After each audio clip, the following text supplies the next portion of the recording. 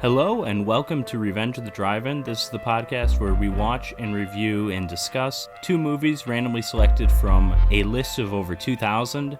This week's movies, we've got The Delta Force from Menahem Golan, starring Chuck Norris, and we have Young Rebels from director Amir Shervan and starring, of course, the great Robert Z'Dar. I am your host, Patrick, and I am joined this time by...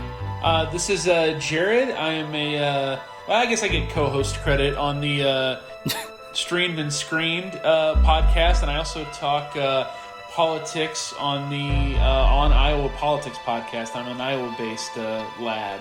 All right. Well, we've got a lot of politics, at least in our first movie. Kind of in our second one too. There's a lot of police corruption stuff going on. More overt politics, I would say, in the movie Delta Force. You know, obviously we're going to start with the Delta Force here, and this is so it's classic. It's a canon film, right? In the past, we've covered one canon film before. It was Enter the Ninja. I made apparently the mistake because that was directed by Menahem Golan, and I said, I don't think he's really a director. I thought he was more of a producer. But we've done two canon movies. They're both directed by the same guy, so I guess he was a director. I was mistaken on that, but this is one of those kind of rah-rah action movies that, you know, makes you proud to be an American, I guess. It's kind of one of those movies. I mean, I guess it's a Chuck Norris movie. I think all of his movies are that pretty much, right? Or at least all the noteworthy ones. But Jared, had you seen the Delta Force before? So I had not seen the Delta Force in its entirety before whatsoever, but it was one of those ones that, you know, when I would go to, like, walk to Blockbuster when I was a kid, because there was one close enough to me where I grew up in Kansas City, that it would always be one that would be on the shelves somewhere that I would notice because I was, like, vaguely familiar with Chuck Norris because of Walker, Sure. Texas Ranger, and, like, the cover was kind of ridiculous. But no, I had not actually seen the Delta Force before. I had seen this film once before, and I didn't remember much about it. I think it was one of those movies that I, like, watched when I was just trying to watch, like, as many movies as possible. Sure. When you're, like, basically licking the baggie trying to find stuff. Because the only real scene I remembered was the car chase scene with Chuck Norris and the other guy in the van when they're being chased all throughout Beirut, I guess. That was, like, the only scene that really stood out to me. I didn't remember anything about the plane, which half the movie takes place aboard the plane. I don't know how I forgot all about that. But anyways, we will get into it. How about right now?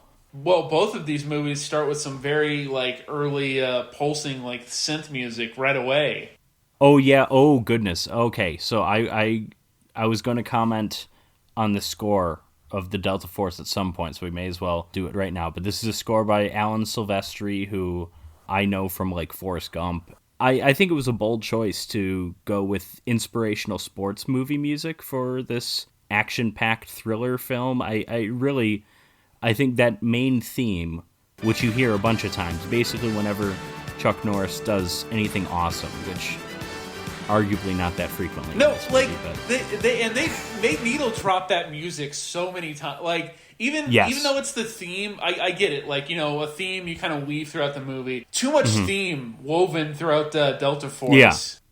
It needed more pieces of music, but it would be at home in the movie Hoosiers. You know, just replace I think it's Jerry Goldsmith in Hoosiers. The Hoosiers score is better, but this would fit in Hoosiers, and it was just so weird. It didn't feel like an action movie theme to me. It felt like inspirational sports movie. This would have been like a B-side for, like, the Chariots of Fire soundtrack. Like, one they were like, Sure. It's memorable, but we can't put this in the movie itself, so let's just toss it to the side. Yeah. And of course, the Young Rebels score is basically a B-side to Axel F from the Beverly Hills Cop soundtrack, of course, but we'll get into that when we get into that. Yes. But America's elite anti-terrorist commandos. Their only mission, to neutralize the enemy. Starring Chuck Norris. Sleep tight, sucker. And Lee Marvin. The Delta Force. The Delta Force begins in Iran in 1980. This is America's initial response, apparently, to the Iran hostage crisis, which is a failed military campaign involving this Delta Force, which I guess, I don't know if this is a real thing, this Delta Force stuff, but it's basically kind of like SEAL Team 6. It's like they're basically that, right? These are the elite, and they're led by Lee Marvin, who I'm assuming this is probably one of his last movies. I don't know if he was acting too much longer after this. But so a helicopter blows up. It's like the first thing we see in the movie. And Chuck Norris, playing a soldier named McCoy, has to go back and save his friend Peterson from said blown up and currently on fire and about to blow up even more helicopter. There is a flammable barrel or something that Chuck Norris moves out of the way in a not very careful way. It's like right next to an open flame, and he kind of just like pushes it around. It's like, I would have been a little bit more careful with that. But anyways, he saves Peterson, but of course the campaign failed. Which is a real campaign, by the way. Yes, I was surprised to learn that, yeah. It's bizarre when a movie of like this quality and like character decides to splice in like real life events. Mm-hmm. Well, the entire plot is inspired by like a real life event. I mean, we haven't gotten to the main plot yet, but there was something that went on kind of like that, I guess. Yeah, because then like dropping all this in that's like actually based in reality, if the movie's not good, it just feels so like tasteless. Yeah, well, there's a sleaze about it, I guess, which in general that kind of describes canon films in general, right? Yeah, they're not the most subtle filmmakers, generally speaking, and this is probably, at least of the canon films that I'm aware of, like one of their most serious films in terms of its, I don't want to say dramatic ambition, but just in terms of kind of the rip from the headlines story, basically. It's really funny to think of this as one of their more serious movies when this is a movie where a motorcycle farts out rockets. Yeah, well, I mean, it's not Breakin' 2, Electric Boogaloo. I mean, that's really what it comes down to. But yes, we will talk about the motorcycle later on, because I don't know what that was about, but it was kind of cool. It was like it becomes the star of the movie, his magical motorcycle. Anyways, so McCoy resigns because I think he's upset that the government didn't heed the Delta Force's warnings. They said it was a disaster to launch this campaign at night or whatever, but it failed. So McCoy resigns and he lives happily on his, I think they say it's like a ranch or something in, is it North Carolina? It's worth pointing out too that when like the whole like thing happens where he's like, I'm done with this or whatever, he also brings up Vietnam and he's like, they stabbed us in the back during Vietnam too. He's talking to Lee Marvin, and then they both grouse about that too. So they drop in something else from history as well. With Lee Marvin, you think they could have even gone back to talk about World War I or something, even. I mean, dude is looking old here. Well, then again, he looked old for 40 years, to his credit, Do you want to guess how old he was in this movie? 68? He was only 63. Okay. He seems so much older than that. I mean, he's got, like, gray, it's a black and white movie, but he's got, like, white hair in The Man Who Shot Liberty Valance, which is 24 years before this. Yeah. So I think he kind of always looked kind of old, too, It's a little bit of the Steve Martin thing, you just go gray early and then people don't notice. Is Chuck Norris's beard military regulation? No, that is not military regulation. There's no way. That wouldn't pass military regulations, and he would not be allowed on the New York Yankees back when George Steinbrenner was still in charge. That would go right off. That's still a thing with the Yankees, isn't it? Because Matt Carpenter had nothing but a mustache this year when he was with them. He normally has a beard. But anyways, so in the present, we're in Athens, Greece, the birthplace of the greatest athlete in the world, Giannis Antetokounmpo, and a bunch of people board a plane. Is it ATW Airlines? Because this is based on something that happened with a TWA flight, apparently, which I know virtually nothing about, but it's amazing that they use the same 3 letters. You think they would have changed it up a bit more. Yeah, it's like a lazier version of, like, you know how in 2001: A Space Odyssey, HAL, like, the name is like IBM, but each letter is one letter before IBM. It's like a lazy. Oh, you know what? I never thought of that, actually. Yeah, no, and that was intentional too. But like, I guess I didn't even know IBM was around back then. I probably never would have made that connection. Yeah, but like, this is like a lazier and stupider version of that. Well, it's definitely stupider. Sure, I'll give you that. But anyways, a bunch of people get on this plane. We meet some of our characters. There's Martin Balsam, Arbogast himself from Psycho, and we get George Kennedy as a priest, accompanied by 2 sisters, and we get Robert Forster playing an Arab. We got to talk about this, unfortunately. Oh man. Well, I will say it didn't, like, and I mean, this isn't even damning with faint praise. It's something less than that.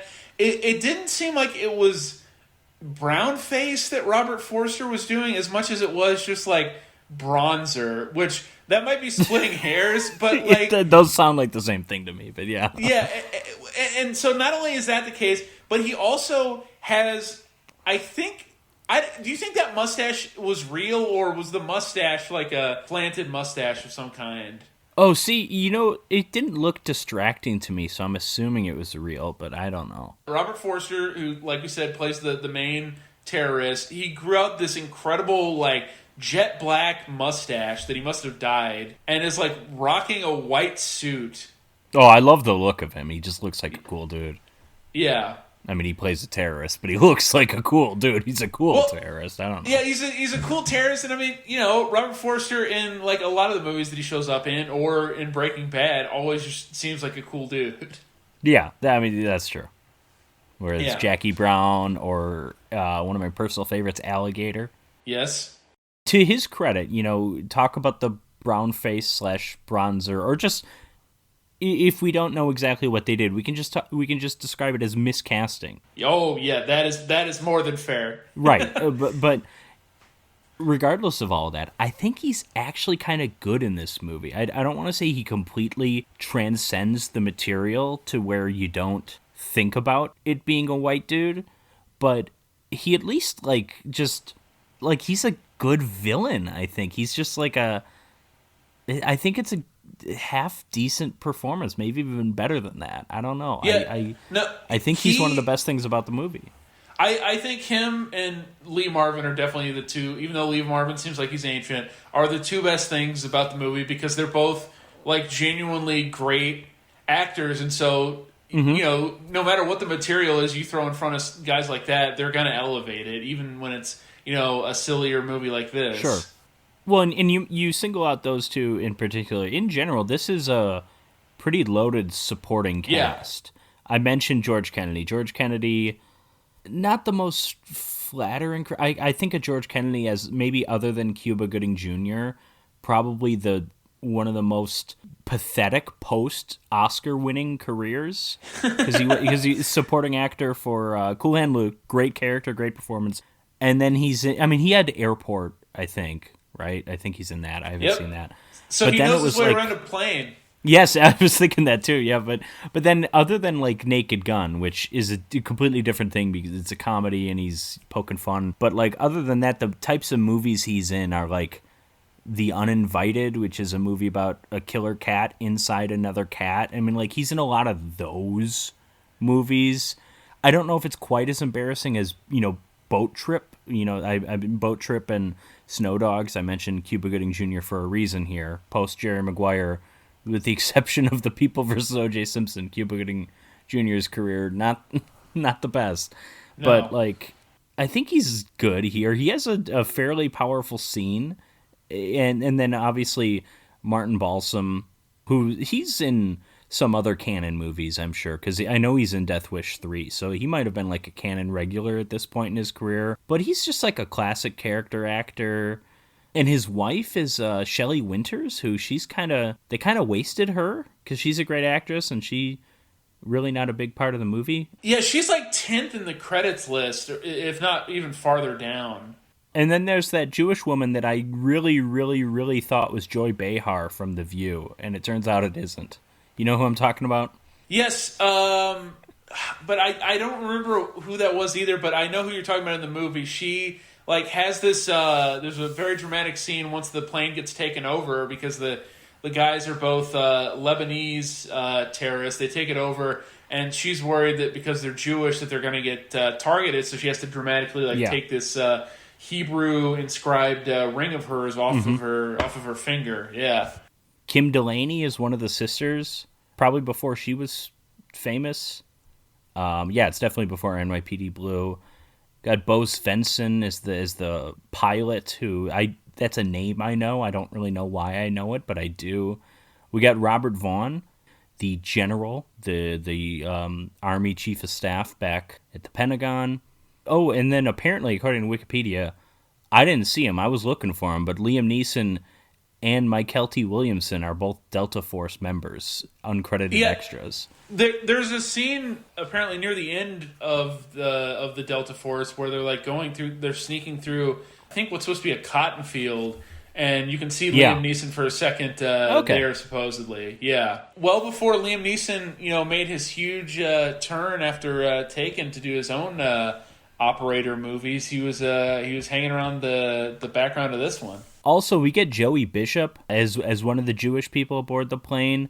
He didn't really stand out to me in the movie, but I mean, Joey Bishop, he was a member of the Rat Pack and stuff. Like he's the member of the Rat Pack that no one cares about because he's not Sammy, Dean, or Frank, but he was there. So he's a big deal, I guess, right? Yeah, sure. He's around. He's around. He's near more famous people. Yeah, exactly. Yeah. Well, so after the flight takes off, there's two terrorists aboard. There was supposed to be a third one, but he only had like a standing room only ticket, right? Or like a. I feel bad for he's like the 20th hijacker type guy who just isn't able to make it on the plane with his buddies, and for supposedly being They it seems like they have some kind of professionalism as terrorists, at least with Robert Forster.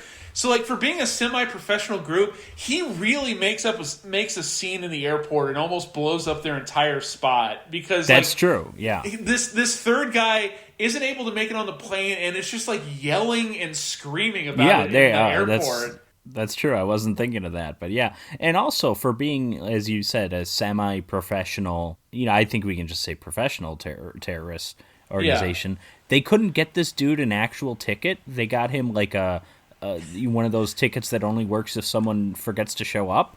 Couldn't this have been planned out a bit better?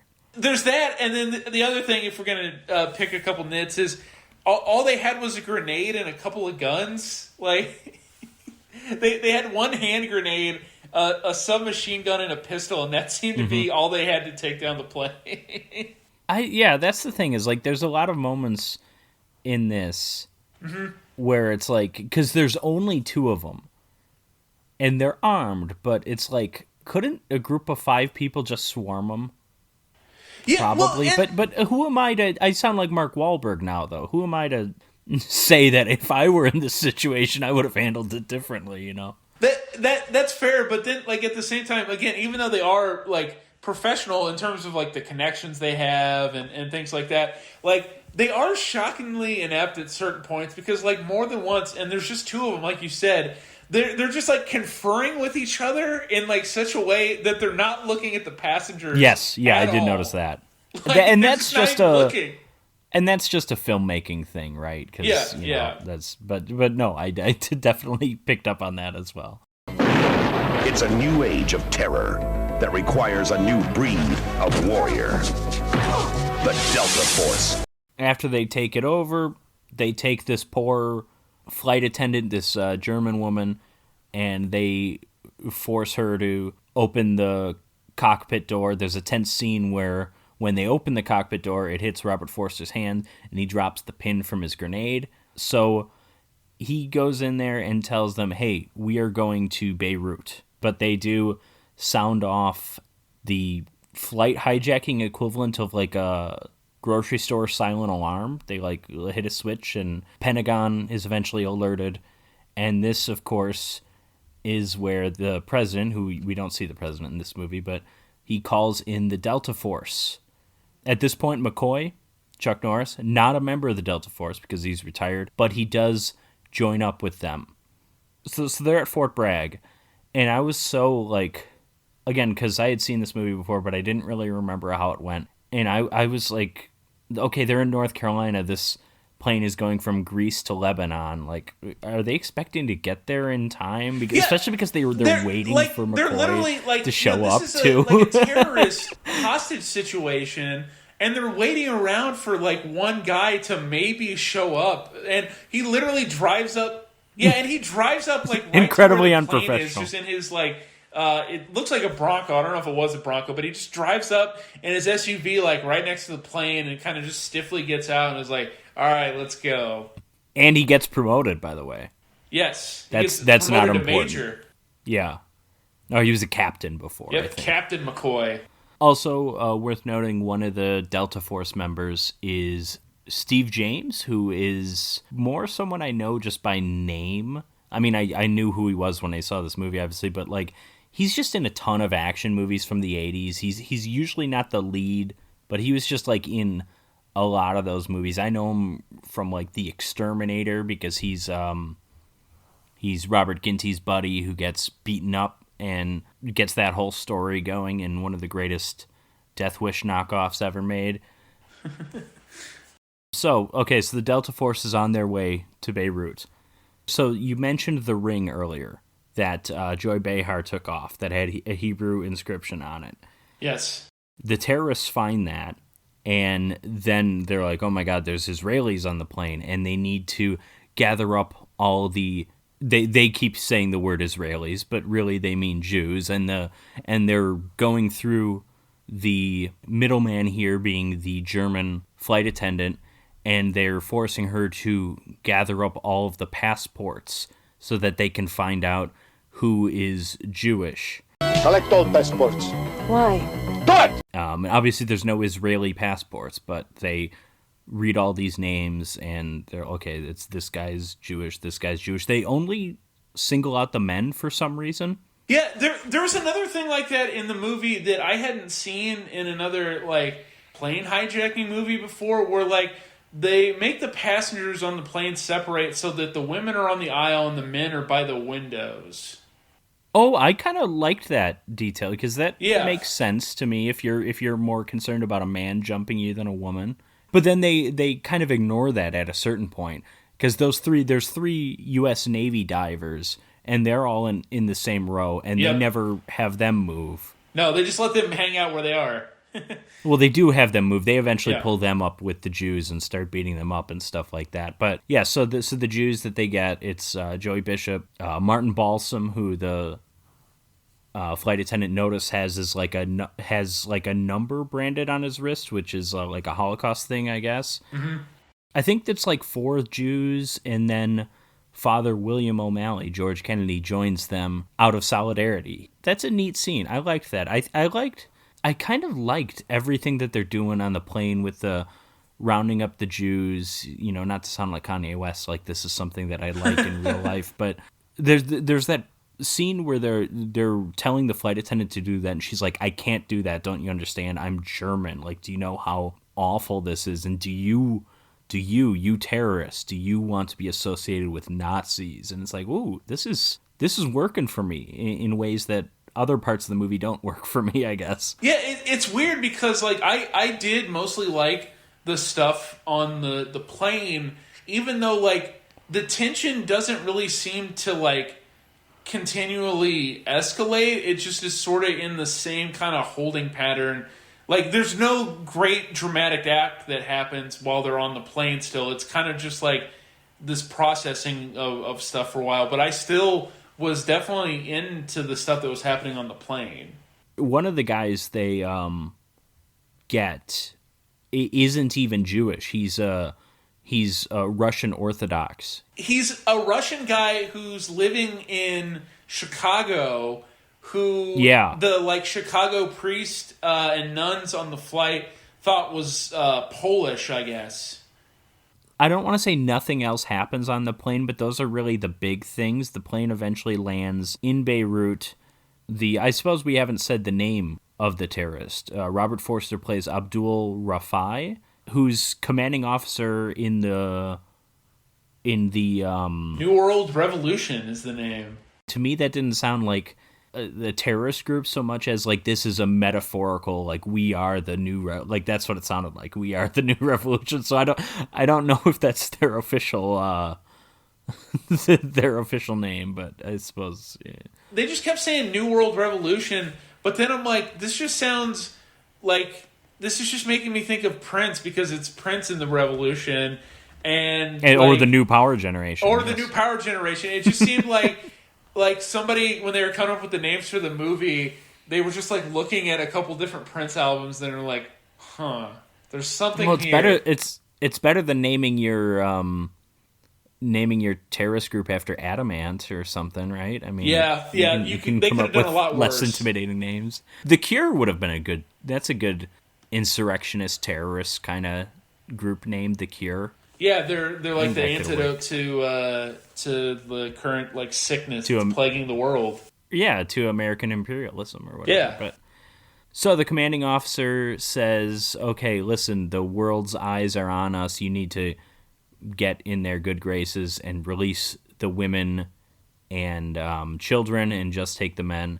But before they do that, what they do, they take the Jews, the Jewish men, including Father O'Malley in this case, and also the Russian Orthodox Christian guy, and they take them off the plane and take them to a prison camp.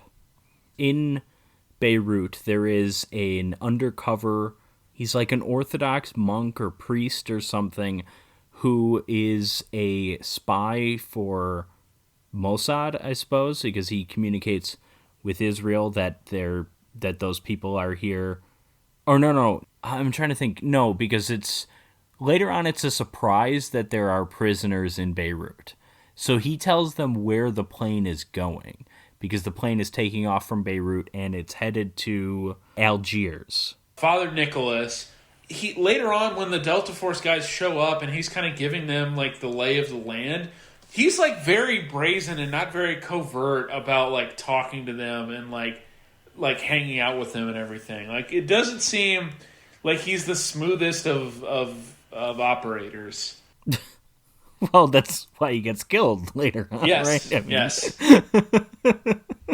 Okay, so hang on. Is the Delta Force, did they first confront them when they were about to take off to Algiers, or did they first confront them in Algiers? I can't remember. I'm just looking at my notes now. Yeah, there's a lot of cutting to their flight, too much cutting to their flight. We see way too much of them flying over to undertake this mission that they could have just completely dropped from the movie. And then they do make it to Algiers. Also in Beirut, a bunch more terrorists get aboard the plane, including the guy that was rejected at the Athens airport. Yeah, he catches up. Where was the flight going to originally? It was Athens to... It's a very bizarre route because they're going from Cairo to New York City, but they're doing it through Athens and Rome, which seems like a lot of stops, even for a flight from Cairo to New York City, to stop in Athens and Rome and then to get to New York City.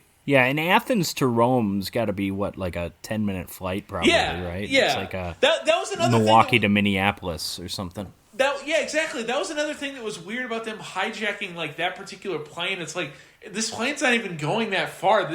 You got to make sure everything goes perfectly with this, otherwise you're screwed.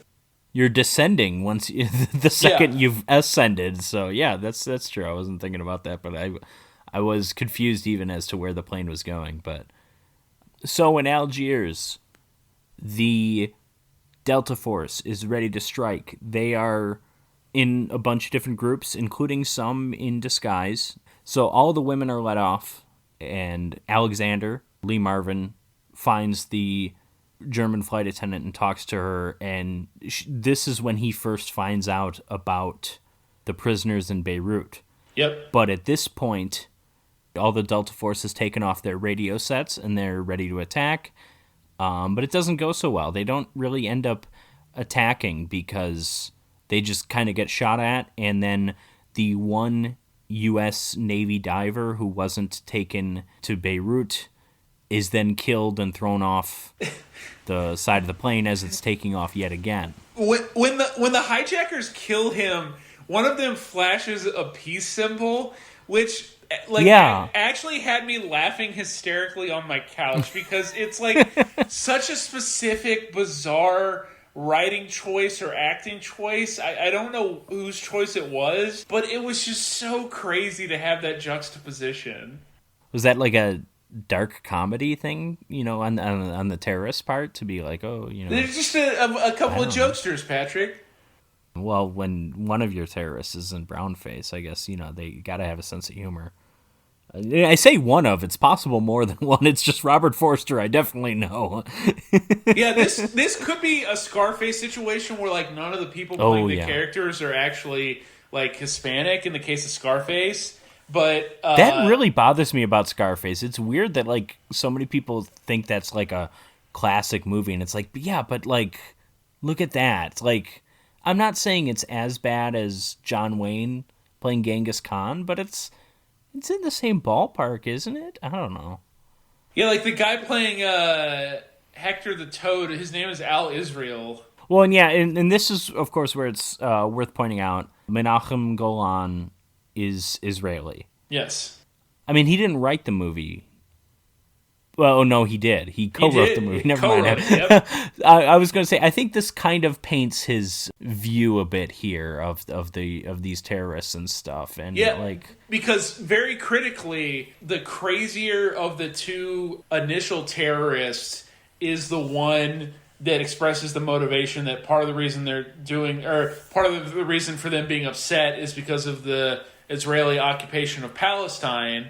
Mm-hmm. But, like, it's the crazy guy saying it, so in the context of the movie, it just seems like an insane thing for him to say, and it's like, oh, that shouldn't be taken seriously at all, that complaint that this wild-eyed man made. It's also, like, barely brought up. Like, that's another thing. I feel like I don't have a great sense of what the terrorists are trying to do. No. Right?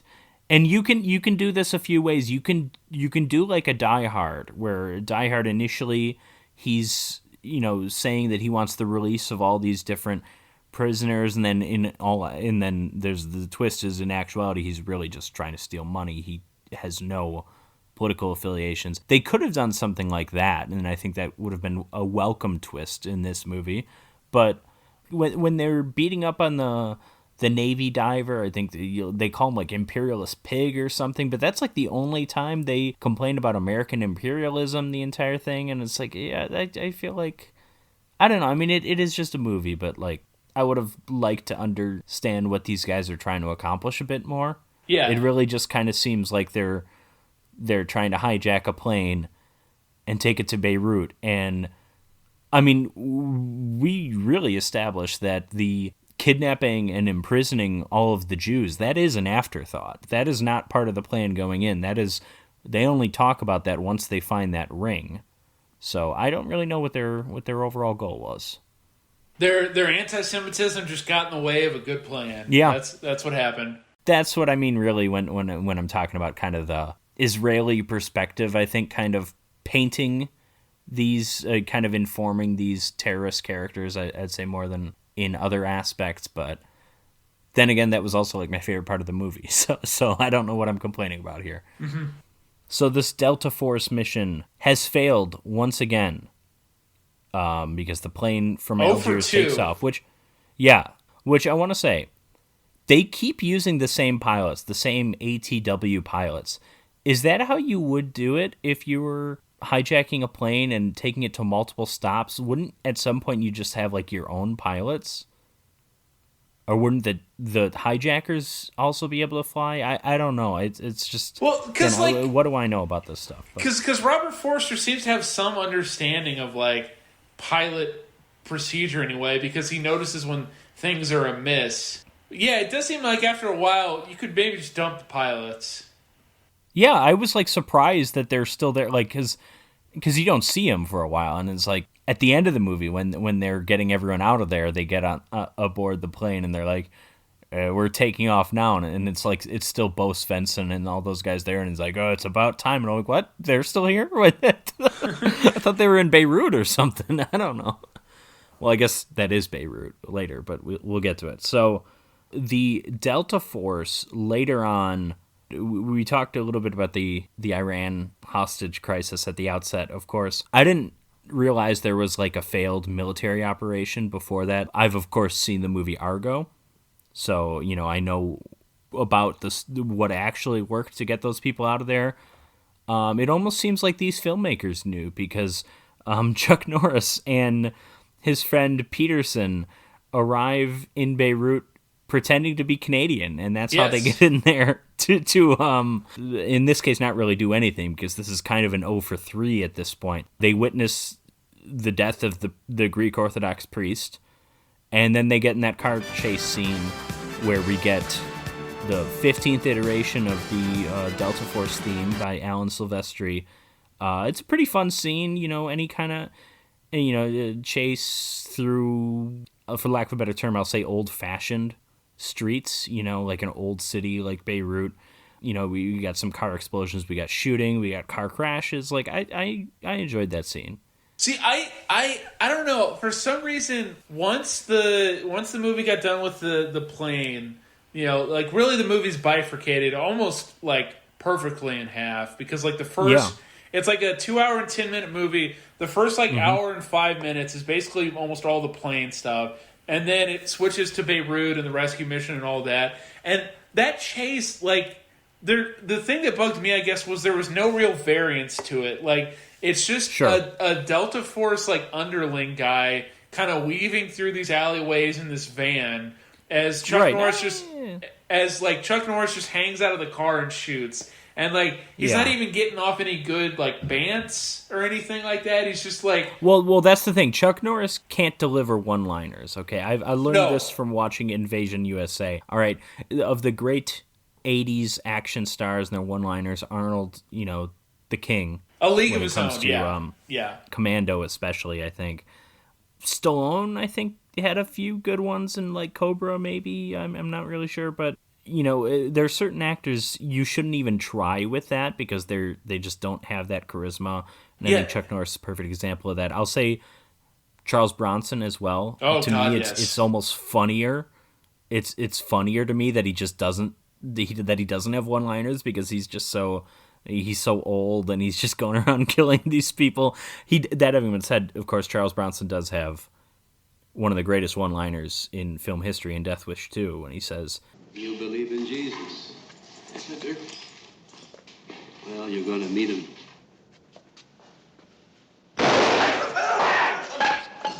So, not only does Chuck Norris like deliver a lot of these lines with like no charisma whatsoever. Like, even the way he moves just feels so stiff. And, like, he's a guy that's a black belt in, like, 3 martial arts disciplines. Yes. But in the movie, he moves, like, so stiffly. This is the great irony of Chuck Norris's film career. He is an accomplished martial artist. He could have been the American Bruce Lee. He could have been essentially what Jean-Claude Van Damme ended up making his career on. I know Jean-Claude Van Damme isn't American, but you know what I mean. He's an American. He was in the Bruce Lee movie even. Yes, he was. He gets his chest hair ripped off in the Coliseum, of course, famously. But he could have been that, and then for some reason, I don't know if it was his decision or the filmmakers or if this was just... I mean, Cannon made ninja movies. They made martial arts movies. They could have thrown him in those, but... he's just in these gun movies, and that's just not... I don't think it takes that much as an actor to just fire a gun. But so the guys you usually put in those movies, you know, they're like big and strong, you know, your Rambos and your Matrix, not the Keanu Reeves movie, but the John Matrix and Commando. Like they're just like big, tough, And in the case of Arnold and Stallone, they're also charismatic actors, and Chuck Norris is just like the diet version of that. And it's just kind of unfortunate. I feel like I don't think Chuck Norris is a talented actor, obviously, but I think there was a way where you could have capitalized on his talents better in film than they ever really did. And to your point about them misusing him, there was a quote that I found from Golan where he said, "We look at Chuck as having the potential of a Clint Eastwood." And yes, I saw that quote. And it's like, Clint Eastwood is talent, though. Clint Eastwood is a once-in-a-generational figure, both as an actor and as a director. Like, well, yeah, and then I'm sure Golan wasn't even talking directing, but yeah, Eastwood is talented. Is the difference? You know, a Chuck Norris Dirty Harry. First of all, Chuck Norris couldn't have delivered. I mean, Dirty Harry is classic one-liners. They're not one-liners in the like Commando sense where they're like comedy lines, but you know, go ahead, make my day, and do you feel lucky, like that stuff. Imagine Chuck Norris delivering those lines. It would have been awful. Yeah. But yeah, so Chuck Norris kind of sucks, unfortunately. And you know, and so you mentioned obviously the movie is bifurcated. You have the first half, which is thriller, high concept, on a plane, tense, dramatic thriller. Second half is kind of just schlocky action. Yeah. For what it is, the action isn't bad. It's not great. You mentioned kind of the lack of, I guess, personality with Chuck Norris, which I think is a detriment. But I will say, like, I was dissing the chase through the alleyways and stuff in the van, but there was at least one cool moment during the final big raid scene where, like, a motorcycle goes flying over a soldier who's on fire, and, like, my lizard brain completely dug that. Okay. I suppose we might as well skip ahead to the final raid, because basically the previous raid, which was only 2 people, failed. This raid now is everybody. It starts out with just Chuck Norris, but then he sees the other guys coming on their Navy, like, Marine landing equipment or whatever. Mm-hmm. And so there's a raid on this prison. Chuck Norris and Steve James rescue all the prisoners. Steve James takes them, and Chuck Norris overhears on the radio. I mean, he pieces it together because he doesn't know Arabic, obviously. I'm not even 100% sure he knows English, but he thinks that the reinforcements are coming. And, of course, we have the subtitles. We know that's true. But if this is the closest thing he gets to a one-liner, I think he, like, when he kills the radio operator, what is he? He says something. He says... Doesn't he? He says, this is how bad a one-liner was, because I don't even remember. It is. But it was an attempt at it. I thought it was something about backup or something like that, but I might be completely misremembering what the one-liner even was. He says something here, you know. American, I want to negotiate. Do you hear me, American? Loud and clear. I don't even remember what it is, but I'm sure on the spot I could come up with something better. I'd be like, your call cannot be completed as dialed, or something like that. I don't know. Just give us something, movie. But he picks up a bazooka at one point and shoots it, and then he does this cool thing where he slides down a clothesline cord. I don't know what that is, why that's there. It's there so he can slide down it, but... He meets back up with Lee Marvin, and at some point, and I kind of missed how this happened, but the prisoners get recaptured along with Steve James, and then Chuck Norris picks up a motorcycle. And as you alluded to earlier, this is a magic motorcycle. You know, it's funny. If this... You could have made an action movie just surrounding this motorcycle. I would like had to this see, be like some kind of sci-fi device kind of thing. I would mean, there have been movies like that. I was about to say, I would like to see the motorcycle from this movie do battle with the motorcycle from Nightmare Beach, the Italian slasher movie. I love that one. Yeah, which is like a motorcycle that has an electric chair attached with it, if I remember correctly. So sounds right. The rocket farting motorcycle could fight the electric chair motorcycle. Oh yeah, I was thinking Charles Band's Murder Cycle, which in addition to being one of the greatest titles ever made, a okay movie as far as Charles Band movies go. But yeah, you could have had an entire movie around this because there are movies that exist around motorcycles. I mean, there was a freaking television series, Knight Rider, around the same time. It was a car. Yep. But it was like this sci-fi car, right? The car could talk. I never saw it, but you know what I'm talking about, right? There's like some... Absolutely. Yeah, I don't know if it had rockets or anything, but he's got a James Bond motorcycle. He picks it up from the Beirut prison, right? Is this in possession of the terrorists? Where did this come from? Yeah, What is this? I don't understand who had this initially, and like if it was like stashed away specifically for McCoy to find, or how he like comes about it. Because do you think the Greek priest hid it? It could be, yeah. Like maybe that's why it's so magical. Yeah, it's magical. I was just because it's Mossad technology, but yeah, it's been blessed with like Greek mystical traditions or something. Sure. Yeah, so, so we already had our final raid. Well, guess what? That's not quite our climax, because we have our climax really is when there's a parade of terrorists, including the truck carrying all of the captives, which at this point also includes Steve James, and they stop in the middle of the road because Chuck Norris is staring him down on his motorcycle. Yep. Robert Forster looks and is like, "You guys are stopping for one dude on a motorcycle?" And then boom, he launches a rocket, and it's fun in a schlocky way. Yep. Then we get this big action scene. The filmmakers are hoping you haven't seen Raiders of the Lost Ark, because the scene where Chuck Norris and Steve James fight to take control of that truck is not nearly as good as the scene in Raiders of the Lost Ark. No. But the car is also visibly going about 15 miles an hour when all that stuff is going down too. Which, it's not going that fast in Raiders either, but they film around it. I think they speed it up at times. They film it cleverly to really make it look like it's going fast. So we have this big action scene. Everybody gets out. Robert Forster gets back to, is it his house or someone else's house? But he's like hiding out there. And then he sees Chuck Norris outside, and Chuck Norris eventually rides the motorcycle through the window, which is pretty fun. And they fight. Very briefly, though, the fight is over very fast. And like somehow Robert Forster's able to just run out of the house.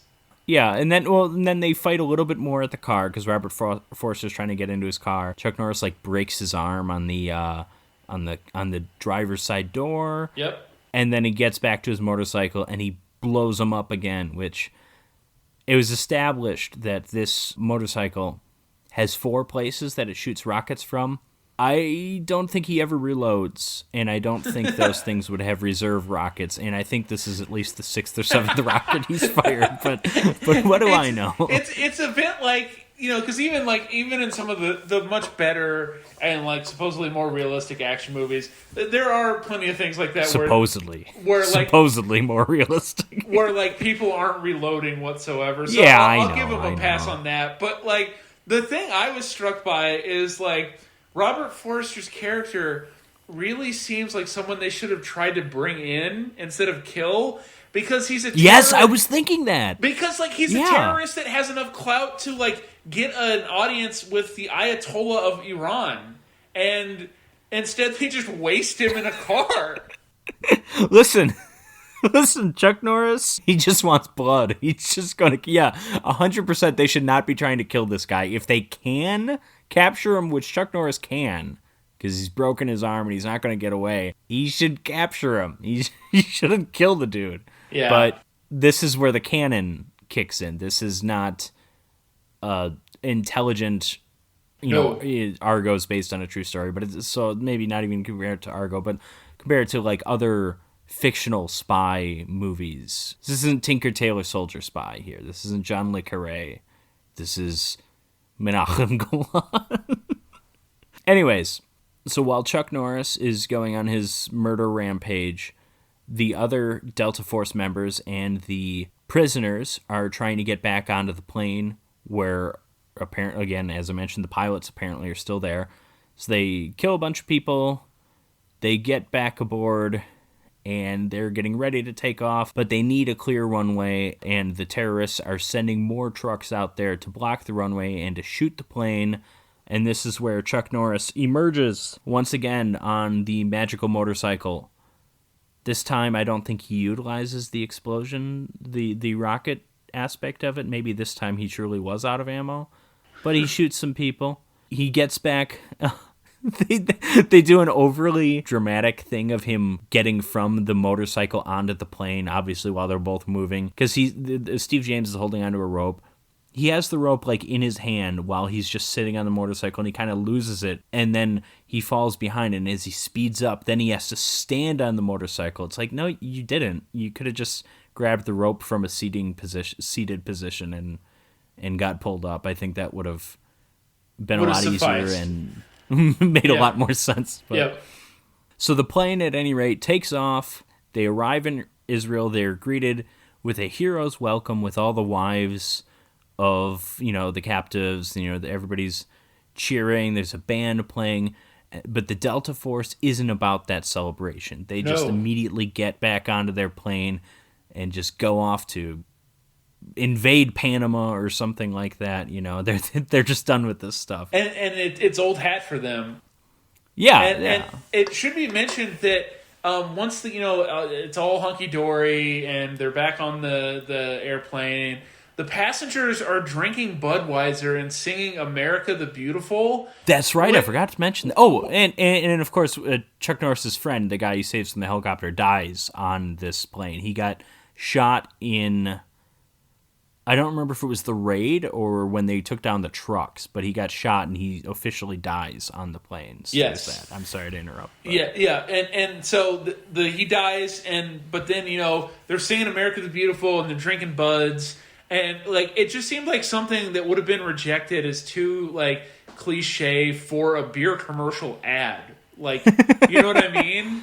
Yeah, well, it's also this is really, I think, I don't know for certain, but from the action movies I've seen from Canon, they seem to be just really, I don't want to say celebrating America, but just kind of I'll just say proud to be American. And so someone might hear that and say, oh, these are conservative movies. And listen, this movie kind of is, geopolitically speaking, but I don't really mean it in that. I think it's something I think maybe Golan and Globus, maybe they were just so happy to be American immigrants or something that they're just, their films are just very celebratory. And yeah. I think there's a charm to that where, again, excusing all of the geopolitical ramifications and, the imperialist messaging, you might say, is in this movie. I think there seems to be almost an innocence about it. Maybe it's just a naivete. I don't know, but there's just, I find that a little charming, to be honest. I'm not going to say I teared up when they were singing America the Beautiful, but I kind of enjoyed it. I don't know. I don't know what it was. And that is fair to mention, I think, in some respects, too, because, as we were even talking about earlier, the political motivations of the terrorists also seemed, very confused. So there does not seem to be a clear message that this is really trying to impart if you went looking for one. Yeah. Other than, I guess, just displays of force by the military, but that's about it. And I think them getting just immediately on the plane, they're not interested in the hero's welcome kind of thing. It is more of that messaging, for lack of a better word, that is just these guys are just out here, they're just doing their job, they don't care who thanks them. Again, I should mention, this movie is 2 hours and 10 minutes long, and I'm not usually a guy that complains about runtime, but man, they could have trimmed some fat somewhere in this one. Yeah, so obviously we're at the end of the movie here, so we're going to be talking about what we overall think of it. But I'm going to say, even though I enjoyed that car chase scene, they really didn't need the multiple attacks on the prison in Beirut. The first one's not really an attack so much as an undercover, we're going to get information, then the priest is killed and it becomes an action scene, a car chase. But I think they could have gotten rid of that and really just had the go from Algiers to everybody is attacking the prison, including Lee Marvin and Steve James and all these guys. They really didn't need all of that. There's the cutaways when the Delta Force is just getting there. They're getting there. And I understand, listen, it's a long flight from Fort Bragg to Beirut or to Algiers, wherever the hell they're going, but we don't need to see all that. And I mean, those cutaways it's not 20 minutes or anything, but we didn't need all that. And I think there's that scene that I actually thought was genuinely weird where after the Delta Force has failed for the second time, they show them like training where they're like boarding a plane and shooting people or shooting like dummies or whatever, these cardboard cutout like target things. And again, it's a really brief scene, but do we even need to see them training? I actually don't think they should have shown that because that makes it seem like they're just wasting their time. I feel like immediately after Algiers, they should be on their way to Beirut. They shouldn't have to stop to train. And then also, the logistics of it. Do they expect to be attacking those people on the plane again? They're not. The plane's done. Everybody's at the Beirut prison. Nobody's on the plane anymore. We don't need to. The plane is irrelevant. No, yeah, until they get back on it and take off. But the plane becomes a total afterthought. Right. I mean, yeah. So, anyways, Jared, what did you think of the Delta Force? I shudder to think what the two sequels, one of which was directed by Chuck Norris's brother. God. And the third one stars Chuck Norris's son. So just a lot of rank nepotism. I shudder to think how much more like turgid and uninspiring those could be. Because like this one, for being a ripoff of like other action movies and from being from a company with like a certain reputation, was just not a lot of fun, which is what like was kind of confusing to me. Like, because Chuck Norris is just, like, so serious and so stiff. And since he's the center and everything is orbiting around him, like, it just makes everything feel so flat. Yeah, I mean, listen, I'll be perfectly honest. I'm not surprised to learn, but I did not know there were sequels to this movie. For those of you listening, don't worry. The sequels are not on our list. We will not be covering them. But I certainly don't want to after hearing that little blurb. But, yeah, I think Chuck Norris holds this movie back. An actor with more personality would have obviously helped. In my experience watching canon action movies, the Chuck Norris ones are the most dull. The Death Wish movies and all the Charles Bronson movies, I like those movies. I tend to like them. I find them a lot more fun than this. I think Chuck Norris is boring. He's not a great action star, ironically, because I think he's, to someone that doesn't know better, who might think he's like in that top tier of action stars, and he's nowhere near Arnold or Stallone or Eastwood or Connery or whoever. And I wonder, Keanu Reeves. I wonder if a differentiating thing too is that unlike those guys, like he thinks he actually is some of these characters he's playing, because I was reading a quote of his where he was talking about, like, Rambo and how part of Rambo was unrealistic. And he's talking about it as if he is a guy that, like, fought in, like, Vietnam himself. And it's like, you're just an actor, man. Like, you know that, right? You know you're not, like, this guy that you're playing in these movies. I see. I don't know much about Chuck Norris's personal life or anything. For all I know, he could have been a Vietnam veteran. I really didn't know. He was in the Air Force as like an air policeman, but okay. That was in like the 50s. He didn't see any combat or anything like that.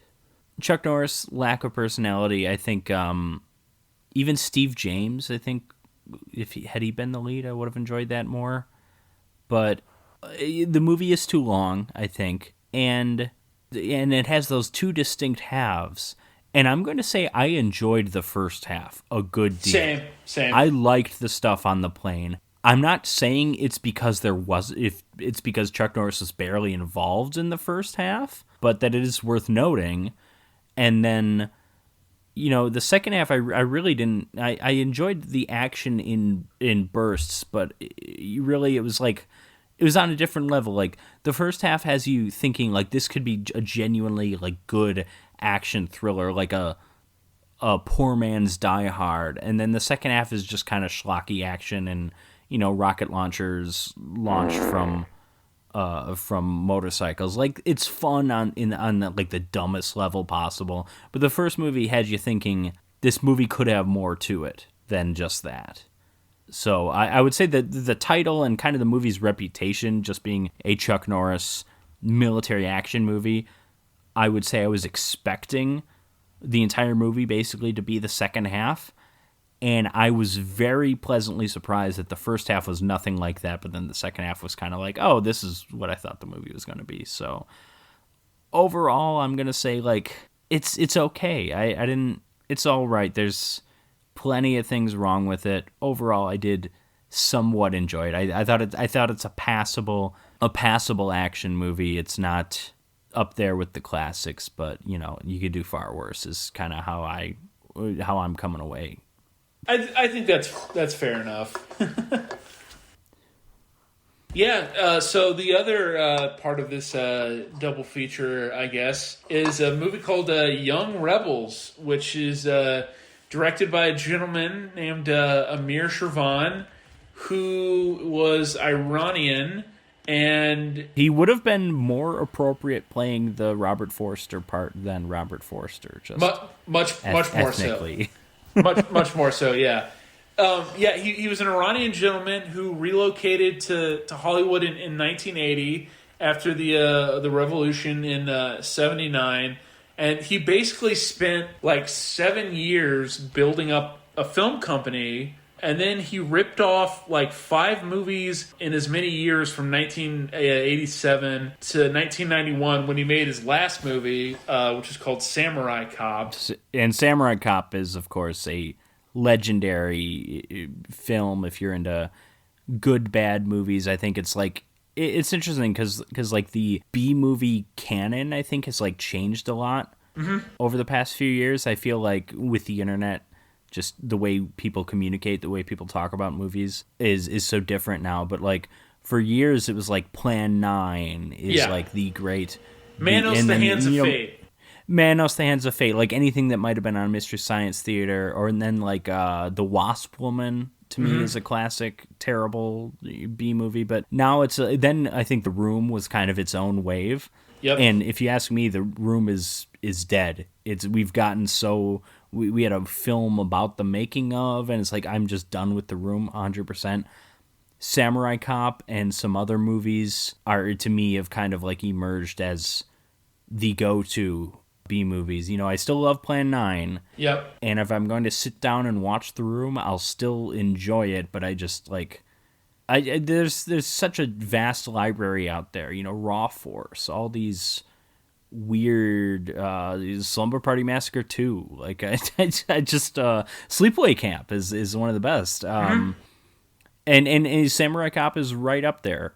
And you have not seen Samurai Cop, you told me, and I will say, I've seen I think 4 movies by Amir Shervan now. We covered Killing American Style on this podcast a long time ago with my friend Sean, who is a fan of Samurai Cop and of Amir Shervan. And I've seen Hollywood Cop. Gypsy, I think, is the one American movie I've never seen. But I'll say this is probably the most competent one, which makes it the least entertaining one. He got more incompetent as he went along, because I think the budgets kept getting smaller. And, Samurai Cop had all these reshoots and everything. And, the main character's wearing a wig for half the movie. So Samurai Cop, just a lot of great stuff. There's still some good stuff here, but just... it's not quite the same feel, I guess, unfortunately.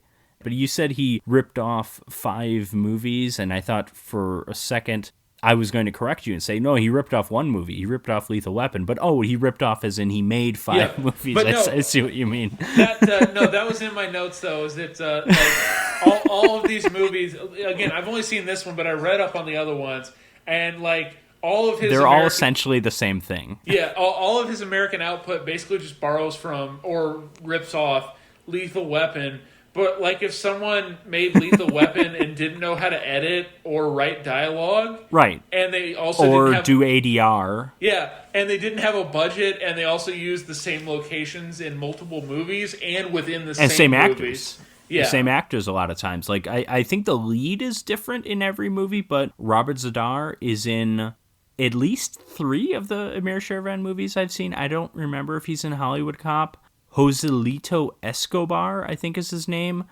He's a producer on this movie, which came as a surprise to me. Apparently, he also was a producer on Killing American Style, but he is famously the gay waiter in Samurai Cop, which is one of the more memorable scenes from that movie. And he is a doctor in Killing American Style. He is one of the main guy's buddies in this movie, one of the Hispanic guys. He doesn't really leave too much of an impression in this movie, but it's nice to see him. It's nice to see those Amir Shervan regulars. You can also really see, you mentioned he just had less money as the movies he made went along. You can definitely see the budget or lack thereof with like the lighting situation, because everything is shot during the daytime, and so it just gets really old after a while because there's never any variance. It's all just daytime, and as much of it is outdoors as possible or inside, but with every room light like turned on. Oh, well, you say there's no variance in the lighting. I'm going to disagree politely, because I thought the scene where he confronts the striking Mexican and Filipino laborers when they switched from day to night really quick. There was some wonderful variance in that scene where I think it was after they accidentally kill the one guy who's on strike, and then they cut back to the shot of all the workers, and it's dark behind them, and then they cut back to the gangsters and it's day, and it's like, oh my god, there's little magical moments like that. There's not too many of them. So yeah, we should just go ahead and get into it then, because almost right away there was wild stuff like that. And so 80s synth music again kicks in this, and I liked this music a lot more than the music in the Delta Force, I gotta say. I did too, and I was paying attention to the credits. They credited someone with the score. I would have to go back and see them. I'm pretty sure all Amir Shervan movies have the same score, because there were definitely pieces of music in this that I recognize. But it's cheap, low budget, 80s synth. Yep, which I'm a sucker sort for. Of Beverly Hills Cop mixed with like an 8-bit video game or something, because it sounds cheaper than Beverly Hills Cop. Yeah, so like almost right away that music gets going, and we get the credits. I thought this was funny. One of the credits is for Carlos Rivas, who was in True Grit in one of the smaller parts, and he's also in one of the later Hitchcock movies, Topaz. I've never seen that one. But what's funny is like it says special appearance Carlos Rivas, and it's like when your special appearance actor credit is a guy that almost no one has ever heard of. That doesn't speak well for the cast that you're dealing with. No, it doesn't. But like, the weird thing is that Amir Shervan, despite his lack of professionalism in so many aspects of filmmaking, he still got real actors. Yeah. Here and there. Not for every part. The leads are like nobodies all the time. But Aldo Ray is the sheriff here, who, that's a name I know. He's in some like... He's in a ton of movies. Like, I don't really know much about him, but, like, yeah, I've heard of that guy. Robert Zadar is, like, a cult action star. But I'm thinking, like, Killing American Style, believe it or not, Jim Brown, NFL Hall of Famer, unfortunately, is in that movie. Conrad Brooks is in this one. That's another name that means something to me. Oh, he's just in a bunch of Ed Wood movies. Okay, so never mind. So he's not... Okay, no, okay, so Conrad Brooks is definitely in this guy's wheelhouse, but... yeah, so I don't know. Maybe it's just Aldo Ray in this one, but the Jim Brown... I still can't get over Jim Brown. So that's your special appearance credit, and then like the movie opens at a marina of some kind where Robert Zadar is in what looked like a ponytail at first, and then like a flannel-looking shirt that's not buttoned up at all, and a white suit jacket. He's standing next to some bald guy, and he asks, "Are you going to give him the money?" And then the bald guy responds in like clearly like dubbed over voice work Yes. that makes the Godzilla dubs like seem incredibly polished by comparison. It's just like so shoddy the way that like This it's is classic mic'd up. Shervan. Yeah. Also, you mentioned the special appearance. This is the real special appearance, at least for me, as a fan of Silent Night, Deadly Night 2. Eric Freeman is one of the drug dealers here. He might get shot, he might not. I think he disappears from the scene. He's very clearly, they're showing, Robert Z'Dar's group, I guess we'll just call them gangsters. There's shots of them, and then there's shots of the other guys with guns. There's rarely, if ever, shots connecting the groups. Eric Freeman is clearly not there when Robert Z'Dar is there, but Eric Freeman, the star of Silent Night, Deadly Night Part 2, where he delivers one of the greatest bad performances of all time, that should be the special appearance in the credits, is my point. Yeah, so like what was weird is, like Robert Z'Dar was in a lot of movies. He's in the Maniac Cop movies, and was probably his biggest brush with like mainstream. The mainstream, I would say, is the Maniac Cop movies, right? And yeah, he was in those, and he was actually even a Chippendales dancer at one point, apparently. Which is really hard to believe. Maybe if you put a bag over his head. But what's weird though is that like, he's been in a bunch of movies, but like the first part of this movie, for some reason, he's doing like a Steven Seagal like tough guy voice that like then clearly later is not his voice, because like he like sounds different later on in the movie. So I don't know what was going on with that, but he's doing like a Steven Seagal voice, and then this drug deal that him and the bald guy are doing, it erupts into a shootout where like all the guys who are shooting are like grimacing as they're shooting, but not in like a cool way, but in like a just like it hurts them to shoot their guns kind of way. And we get more awful dubbing when they're shooting. Oh yeah, and then like they shoot some more, and then Robert Z'Dar and the bald guy, they eventually get away on like what's not even a speedboat. The drug deal goes completely wrong. They take whatever this flotation device is, and they go back to this like terrible wood-paneled office where Robert Z'Dar, who I guess is a very adult son, he has to apologize to his dad, who's played by Carlos Rivas. He apologizes to him for losing $2 million. Oh, this is Carlos Rivas. Okay, because this guy is the worst actor in the movie somehow. he's the one who was in actual movies? Yeah, it was Carlos Rivas, yeah. Which might have been a case of like, great actors, like we were talking about with Delta Force, can transcend the material. But like just okay actors can definitely really flounder, and like that might have been what happened with Carlos Rivas with this material. Well, and also, not saying Carlos Rivas is a great actor. I don't really know much about him, but I will say like great actors can also recognize when they are in a shit movie and just throw in the towel and just go crazy.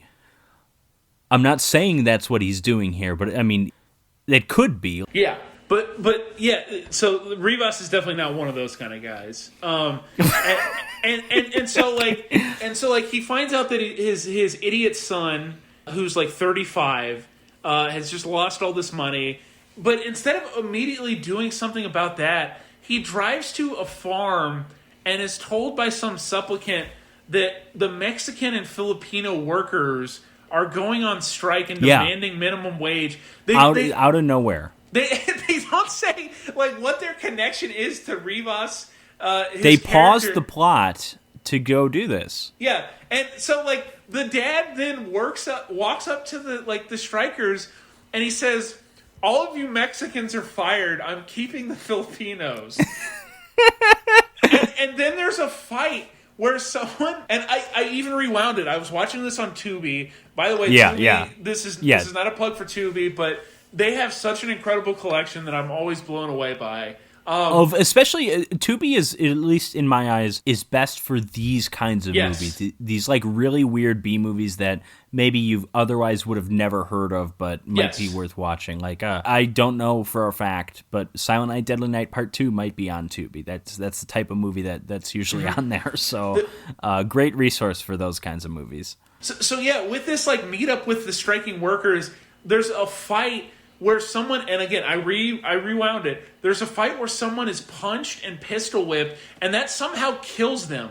Like they die. There's also no sound. There's no sound when the pistol whipping happens. There's No. sound when the punching happens. Yeah, and like, but then what's weird is I thought maybe the guy got shot, but like I said, I rewound it, and he's just punched and pistol whipped, and that kills him and bloodies him somehow. And then the dad's goons, Mr. Vincenzo is his name, Mr. Vincenzo's goons just indiscriminately murder the other workers. They just gun him down. And then Joey, Robert Zadar, he shows up to where his dad has just overseen a massacre of workers. And he comes with the bald guy and these sheriff's deputies. And apparently the sheriff is like sick in bed. And Mr. Vincenzo promises that like he's going to promote one of the underlings to sheriff because I guess he's that big of a mover and shaker.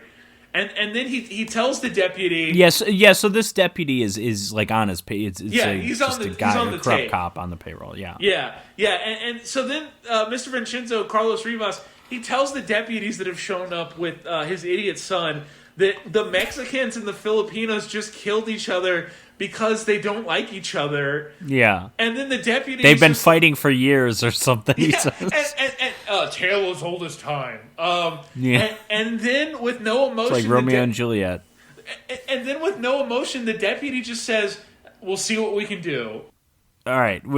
I got to stop you. This is my favorite scene in the movie for a number of reasons. One of Mr. Vincenzo's goons looks just like George Michael. Yes, 1,000%. Yes, with the slick back hair and the sunglasses, he looks like specifically like in like George Michael with Faith. Yes. Come on. This is I mentioned earlier the day to night really quick, which is I think the only night shot of the movie, and inexplicably it's set during the day. And then also I got to mention you keep referring to Robert Zadar as the 35-year-old son, and I mean I don't disagree. But I think in Amir Shervan's eyes, Robert Zadar passes as young 20-something because clearly in Killing American Style, his mother in that movie is younger than him. Just Amir Shervan, either Robert Zadar wasn't the first choice for the role, or, he thinks Robert Zadar passes as young, when he barely passes as human, but whatever, This scene is wonderful. This, to me... the lack of sound on the pistol whip.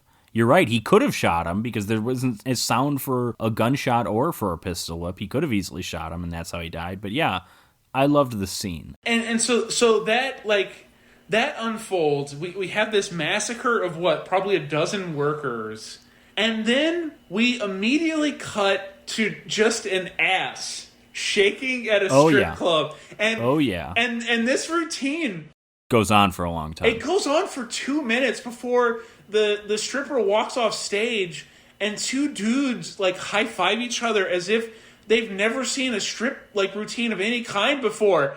They high five each other, and this movie is 93 minutes, and so this strip routine goes on for several minutes. It's 4% of the movie is just a strip club dance routine by two different women.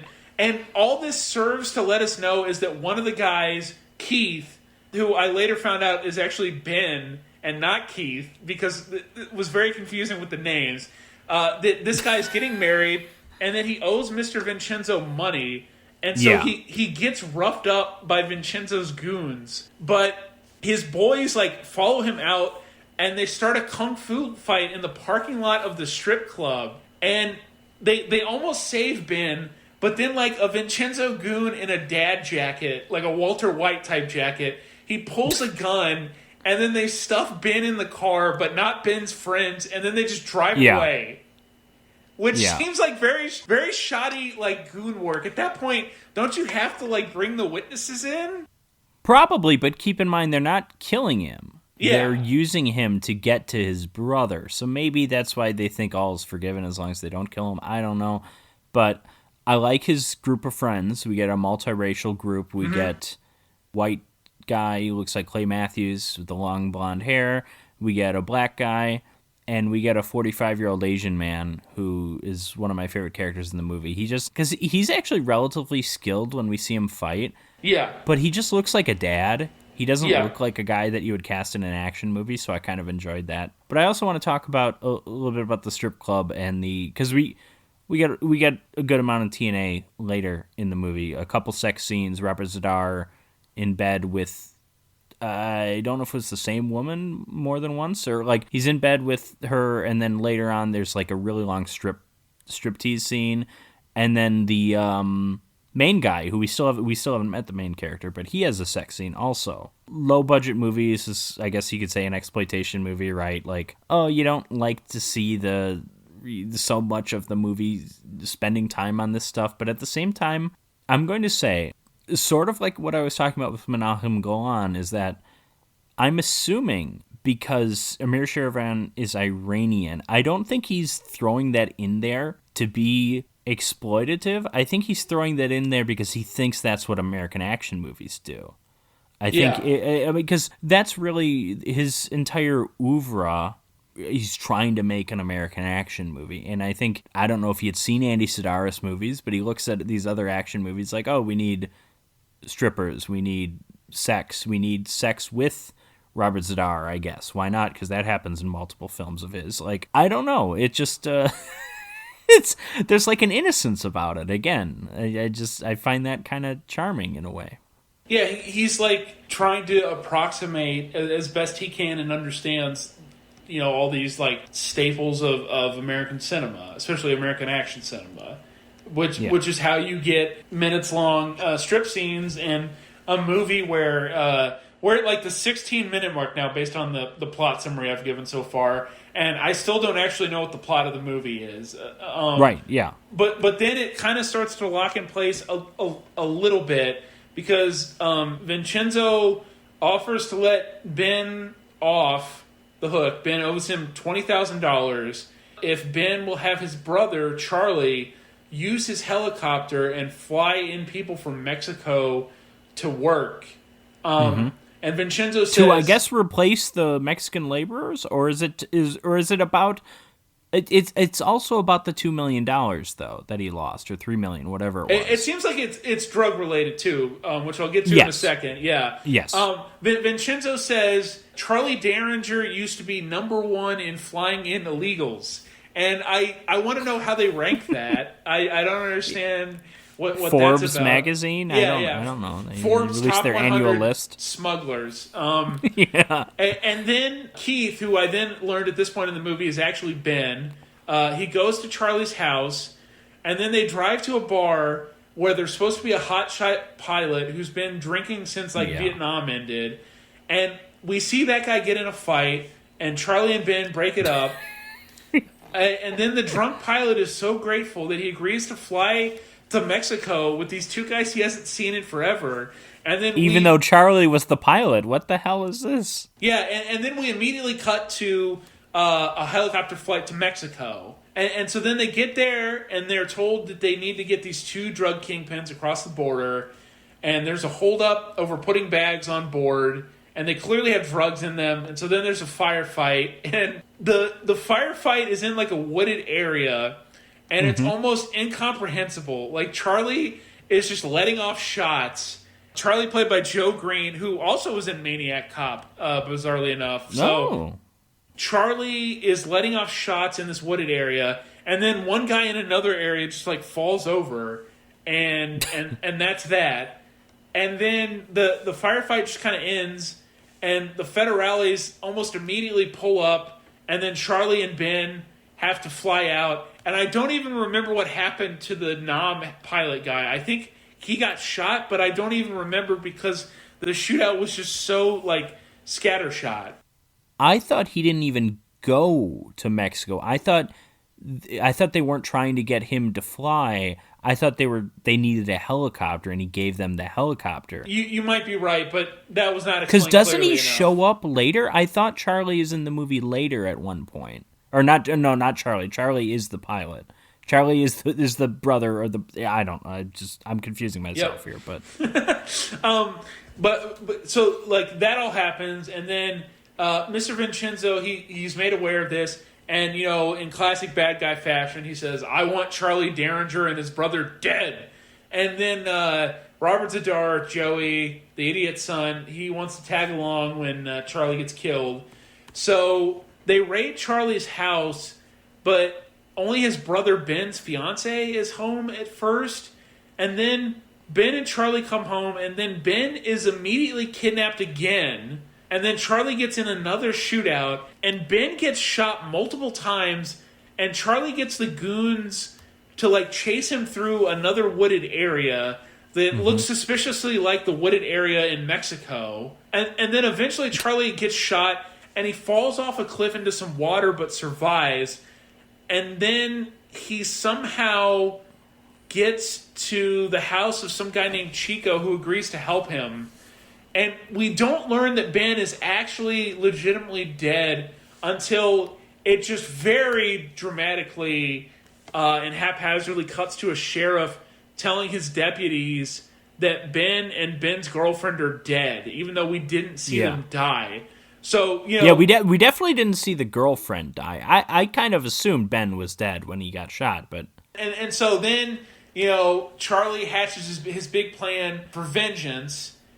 And then we get another just interminably long strip scene. You call them sex scenes, and I think that's very generous because in this one, Robert Zadar, Joey, he gets slapped around by this woman with her top off.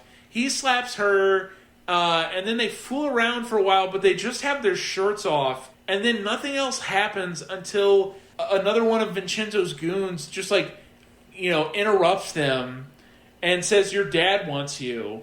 This is where things get really out of control in terms of just what is going on in the moves these people are making. Some other goons, they tail Charlie, and those goons are shaking some guy down. And then there's another shootout, which is at the same strip club from before, and we see the same stripper dancing again. And then the shootout just which I should also point out, they repeat locations within this movie. You see it from a different angle, but I believe the scene where they have the strip club is also a scene in Samurai Cop and Killing American Style as well. Apparently, too, I didn't mention earlier, he also used his own production van for car chases, which I find endearing in a way until, that van is supposed to be used for these car chases, and then it's kind of lame to have a van in, all of these car chases. Yeah.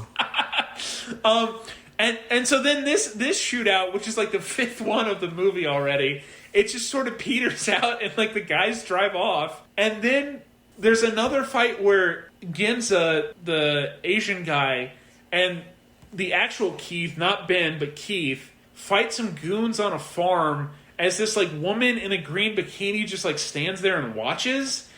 She's the sister of the fiance, I think, right? Yeah. She doesn't even, scream or try to help or do anything. She just stands there and watches this fight. That's weird. That's weird, too, because she had just, not long before, she was, all the friends are, together, but she in particular was whatever you have to do, Charlie, we'll be here with you. But then she's just yeah, whatever.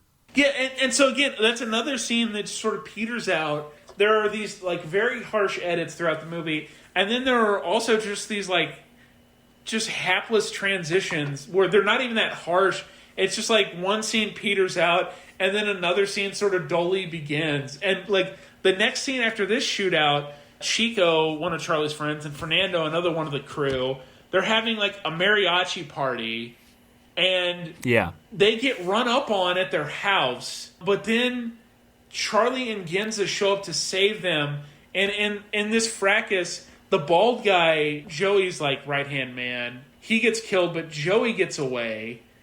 Mm-hmm. And then we immediately cut to, again, another immediate cut to a very turgid sex, quote-unquote sex scene, where Charlie's in bed making out, and this cut is the most insane of the bunch, I think, because we cut from this shootout to Charlie making out, and then Fernando, Charlie's buddy, interrupts the lovemaking. So there's a lot of coitus interruptus in this movie. Fernando tells Charlie that they know where Joey is now, even though we just saw Joey run away, so it could not have been that hard to track him.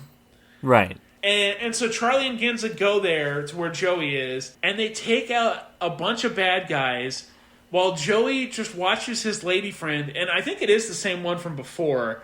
She does another minutes-long striptease where she's this one felt interminably long. Yeah, where especially because they were cutting back and forth. Yeah, they're cutting back and forth from the striptease to like Charlie and Ginza making their way through like the house, you know, kind of going room by room, clearing out all the baddies. And she's like doing this striptease where she's like flossing front to back with like a comically long pearl necklace. Yeah. And that doesn't really go anywhere. Like they don't like then proceed to have sex or anything. Eventually Charlie and Ginza break in and Joey just uses her as a human shield to get away. Yeah. This is Delia Shepard. Yes. She plays a stripper in Killing American Style, a very small role, smaller than this. I always get a little bummed out when there's like prolonged nudity like that in movies like this, and it's like, oh man, you got naked for like this movie. But then, like, I was made to feel, I guess, a little bit better because like she was in like Penthouse and stuff like that, so she was at least probably more comfortable. Like, it seems like she was probably like okay with this and everything. But still, I'm like, oh man. So that happens, and then like Vincenzo hears of this raid on his son's house. And, you know, now he's upset because his son has been targeted. And so he shows up to Charlie's friend Chico's place to personally oversee Chico get chainsawed to death, which is clearly ripping off Scarface. But is it? Is there a chainsaw thing in Scar? I don't remember that movie too well.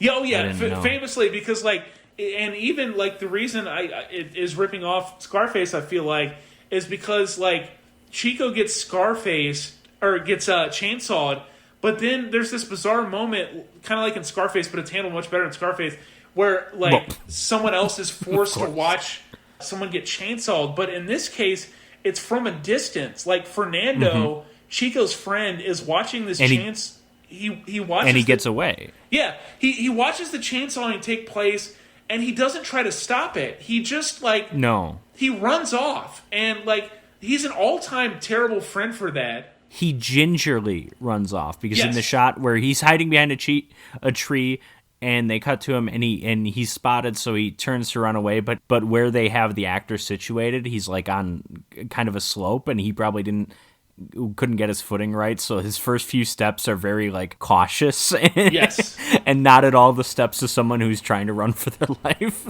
I enjoyed that. Yeah, and so he's an all-time terrible friend for that, for just watching his friend get chainsawed. But then what's weird is he watches him like clearly get chainsawed, like Chico's not gonna make it out of this. But then Fernando still runs back and is like, oh, Chico's in trouble, we gotta help him. Yeah. And then that's a little. And then they're surprised when they like show back up and Chico's like completely dead, and the deputies, like the crooked deputies, show up and they arrest Charlie. But then he he beats them up, and then he drives off as they chase him.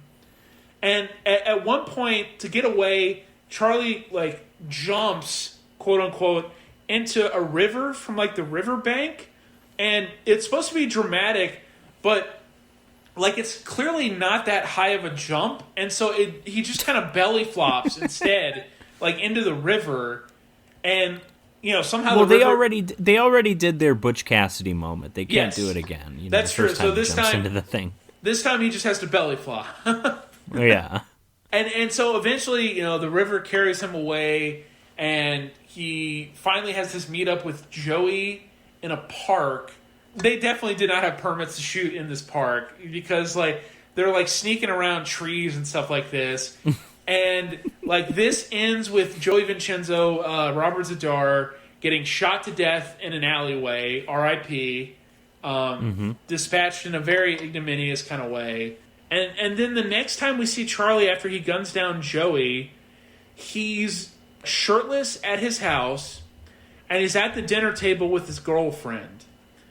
And then, Patrick, the most bonkers thing of the entire movie happens, in my opinion. He's shirtless at the dinner table after he just killed, a drug kingpin's idiot son, after numerous friends of his have died, including his brother. He puts a cucumber on a dinner plate as if it's the main dish, And then he makes a diagonal cut. He doesn't like cut it like you would. Yeah. Like he doesn't, cut it into circular like slices like you would with a cucumber. He makes a diagonal cut and then he tears the hunk off and then he eats it and then he just storms off. I mean, I don't have a comment to make. It's odd.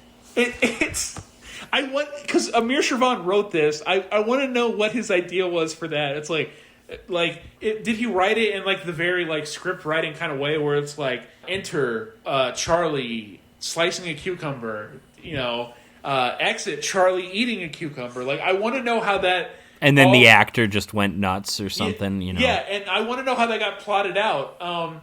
So we know he likes cucumbers and he likes to eat cucumbers, and cucumbers are delicious. I actually like making cucumber sandwiches from time to time, because I'm a fancy lad. And then after the cucumber has been consumed, Vincenzo and the goons, they show up, and so Charlie has to flee, and then it all really actually finally and completely comes to an end with Charlie and Ginza raiding Vincenzo's place, and Charlie shoots Vincenzo dead in the mouth. Like he shoots him through the mouth, and that kills him.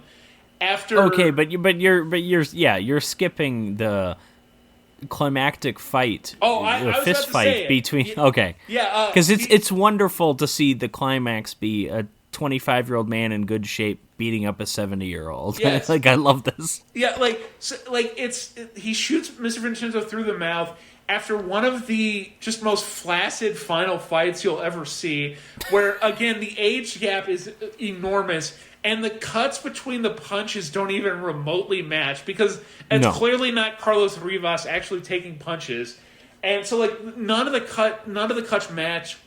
cuts match whatsoever, and so you have no idea what's happening in this fight. Like spatially, you don't know where they are. You don't really know who's getting damaged where. And then again, it ends with Rivas getting shot through the mouth and like just spewing blood out of his mouth, which was actually like kind of cool. You know what that reminded me of? Because he gets thrown in a hot tub, and then he gets shot. But when he spews blood out of his mouth, it's like the exact same shot as when the shark bites into Quint. Yes. In Jaws. Yes. With the because he kind of looks like Robert Shaw does in that movie with the mustache and everything, and the blood that comes out of his mouth. It looks so much like that. And if Amir Shervan weren't Amir Shervan, I would think that, that's a reference or a nod, but really. And so that's kind of it. And then Charlie and Ginza, they get thanked by the sheriff, and they walk off. And then the sheriff, who we only saw in one other scene, gets the last line of the movie where he keeps dropping F-bombs, and then he goes, "I'd better watch my language." And then that's how the movie ends. Yeah, really strange. But again, I in context, there's no real context that makes sense. But Aldo Ray is the biggest name in the movie, for whatever it's worth, and he plays the sheriff. Maybe at some point he was supposed to be a bigger role, but he was the guy they had for one day. Everyone else they had for 3. It could be something like that. I don't really know, but I don't even know if they had him for one day. They might have had him for 1 hour. Well. Apparently, that's not the only time where something like that happens, because I was reading Amir Shervan's other movies. On IMDb. Yes. Do you want to talk about that with Killing American Style? Killing American Style. I don't remember who has the last line of the movie or anything, but it has a very, very, very weird ending. The whole thing is there's stolen money or something. It's one of those plots. It's like this movie. It's what's going on? But there's stolen money. There's a ranch worker who gets killed at some point in the movie by Robert Zadar. And then the end of the movie, the hero who has all this money, when the cops have showed up, Jim Brown and others, he gives all of the money, which again is stolen, to this ranch worker's grieving family who just like appears out of nowhere and are on screen for about 5 seconds, but the movie ends with him giving them all the money. It's very strange. I remember that being one of the highlights of that movie, actually. So Amir Shervan has a penchant, I guess, for this like sort of like, it'd be too generous to call it like a Deus Ex Machina kind of thing, but just like out of nowhere and abruptly, just these things happen at the end of the movies that really are not tied to much of anything that you saw before. So the movie kind of ends, and honestly, I watched this one and Delta Force back to back, and even though, there's a lot to lambast, I enjoyed this way more than Delta Force, because it's just always more enjoyable sometimes when you're watching people that don't have a big budget and not a lot of big, megawatt talent, just like trying to get by on what like raw materials they do have. Mm-hmm. Like, I'm willing to like put up with that. Like, I genuinely love, and he's more competent than Amir Shervan for sure, but like I genuinely love Herschel Gordon Lewis movies for some of the same reasons that like. I don't know if I'd say definitely more competent, but sure. See, I think so. Okay, yeah. For anyone that like somehow might not know, Herschel Gordon Lewis probably most famously did Blood Feast, which is like the OG kind of like torture porn splatter movie back in the 60s. But like guys like him or Amir Shervan or any of those type of guys that like, made a whole crop of movies. Coleman Francis, those kinds of people. Yeah, that just toiled like this for their whole careers. I'm always willing to at least indulge them, because even when it gets bad, there's just like a certain like, I don't know, breeziness to a lot of them a lot of times. You know what I mean? Yeah, I think so. I'm not 100% sure I agree with enjoying this more than the Delta Force, and I think this, we'll get into that, but I think this might be a case of, this is not my first Amir Shervan movie. I've seen the highs, or rather the lows, that he's capable of, and to me, I understand this is an incompetent movie, but it is more competent than all the other movies that I've seen by him. But that just makes me want to watch the other ones more then.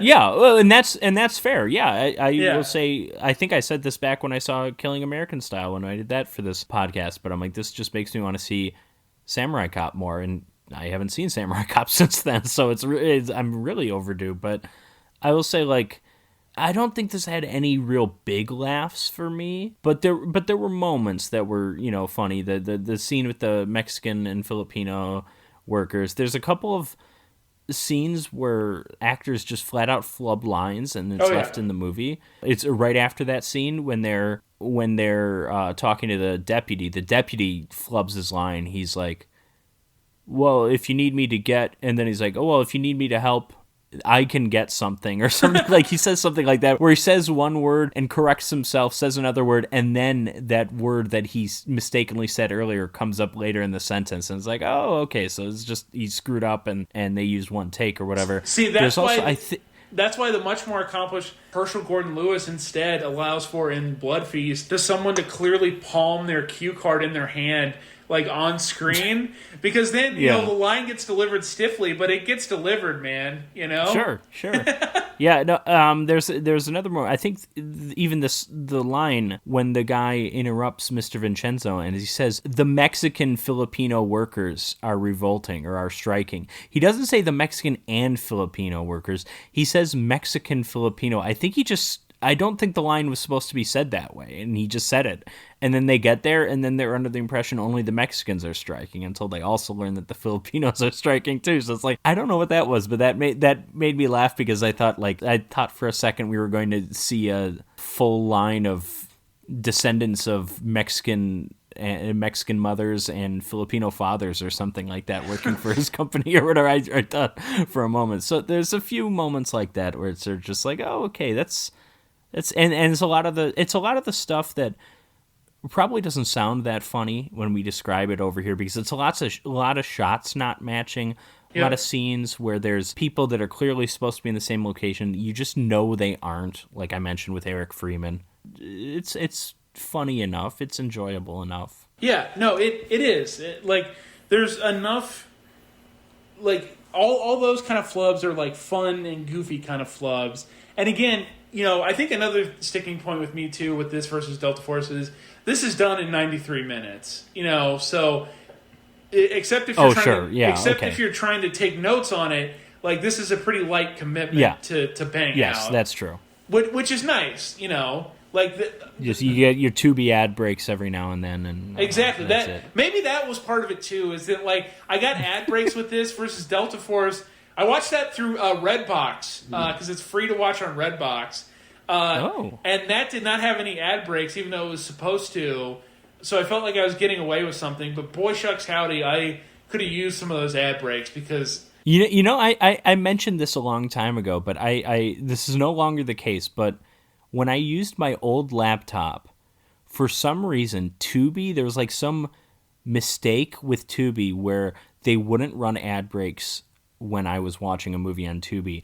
There would be this like pause where I could tell they were trying to cut to an ad break, but it would come immediately back to the movie. Now that I got a new laptop, I have ad breaks, so I do miss. Maybe I should watch Tubi on my old laptop. I still have that. Maybe I can should bust it out only for Tubi movies. But you should like keep that thing around solely for that one usage. So then, we want to say what like connections are between those? Is there? Well, any? Yeah, sure. I mean, did you spot any? I mean, they're both obviously the '80s action kind of thing. We mentioned the scores kind of sounding like they were lesser versions of kind of like you mentioned Chariots of Fire. I said Hoosiers for Delta Force, and I think it's get a strong Beverly Hills Cop connection with I can't think. I was going to say Killing American Style with Young Rebels. Excuse me. One movie is made by an Iranian gentleman, and the other movie is made by a guy with a very harsh view of Iran. If the opening sequence of Delta Force is to teach us anything, but I think both films are made by filmmakers in America who weren't born in America, and I do think that comes through. I know I've talked about this, but I think the kind of the American optimism, patriotism, whatever you want to call it, that kind of thing comes through as someone, Menahem Golan, who's just happy to be in America. At least that's the impression I get. And then Amir Shervan is really, really just trying to make an American action movie. He's just trying to do it, and he's made his own, almost his own genre of American action movies, I guess you could say. So well, and there is something like over and over again throughout cinema history to be said for like immigrants to America, or even like people who never actually immigrated to America, making movies about America that have some like very poignant observations about America and the way different parts of America function.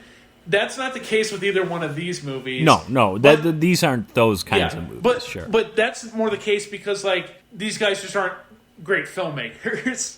Yeah, exactly. Yeah. If Sergio Leone wants to say something about the American experience in Once Upon a Time in America, I'm going to let him, but I don't know if I want Amir Shervan discussing that kind of thing. No, not so much. You already said which of the two movies you prefer. You are, just to reiterate, you are a Young Rebels stan in this circumstance. I'm a Young Rebels stan, and the phrase Young Rebels got stuck in my head enough while I was watching the movie that it then made me just want to go listen to Searching for the Young Soul Rebels by Dexy's Midnight Runners. Okay, I see. I was just thinking of David Bowie the entire movie. Oh, yeah, I could have gone that route too, but no, like that was stuck in my head. I was like, this is too close of a name. And so then I walked around and listened to Dexy's Midnight Runners. So, maybe that's why I'm also, like, okay with Young Rebels in the end. No, I have to make the decision of which movie I prefer. Honestly, it's tough because it's so... You mentioned the length, and I don't want to, the length disparity. Given that I didn't love the Delta Force, the 2 hours and 10 minutes felt pretty long. Given that I kind of enjoyed Young Rebels, the 93 minutes or whatever kind of went by fast. But I think I'm going to say the Delta Force, that I prefer that. And the reason, I don't think it was great or anything, but I think I'm also, my views on Young Rebels are hindered a bit by, I can't not compare it to these other more enjoyable movies I've seen from Amir Shervan. It's the same reason I'm not a huge fan of the original Halloween 2, it's just... a not as entertaining version of Halloween 1. You know, it's just like if I have a better version of the relatively same movie to compare it to, I'm always going to be kind of unfairly harsh maybe. But that's just kind of where my brain is. And it sounded like I enjoyed the Delta Force more than you. I was fully into that first half. Yeah. I was really into it. And then I was into some of the second half. I was into the murder cycle, and I was into the car chase, and that's about it. But, you know, all in all, Delta Force to me was a passable movie. They're both passable movies, but I think if I were to watch one again, I think it would be the Delta Force. I don't feel great about that, but that's what I'm sticking with right now. If all of Delta Force was more like the first half, if the second half continued the first half, then it would be a lot more lopsided in favor 100%. Because if it continues the energy of that first half, you don't have a schlock action film. You have like a really tense, gripping thriller. You have like Charles Bronson in 10 to Midnight or something like that. Yeah. That would be awesome, but like, it wasn't that, but that's, you know, whatever. We had to see Chuck Norris shoot people, I guess, you know. It is weird that Chuck Norris is the star, and all of the best stuff in the movie 100% doesn't involve him. None of it. Like, and I don't think those are unrelated. Nope. Chuck Norris is boring. He just is. Chuck Norris is very boring. So, Jared, how do you think, especially because you watch these back-to-back, how do you think this works as a drive-in double feature? Like, what would I watch first? As like the well, I mean, if you want to change the order, go right ahead. What we usually do is because we pick the movies at random, and then we figure out the order afterwards. And usually, how I view it, and I don't know how many times this has been explained in the podcast before, so I'm gonna go ahead and get kind of detailed here, but. To me, there aren't too many restrictions on what is a first movie. To me, there's like more specifics about what the second movie is. And to me, the second movie, that's when the kids are asleep. Yeah. That's when you can bust out the boobs. You can get the violence. You can get the really weird. And to me, if you're watching these late at night, the second movie has to be weird and usually like fast-paced or something because it's got to keep you awake. 100%. Because, you know, 3.5 hours or 4 hours sometimes, these double features, however long it ends up being, that second one really needs to keep your attention. Yeah, and so even talking it out, like I would definitely watch Delta Force first because the first hour is like gripping enough that it will like lock you in, and then you know the second hour peters out, so you'll be in a little bit of a lull, but then again you get synths like kicking up and moving right away in Young Rebels, and then you're off to the races.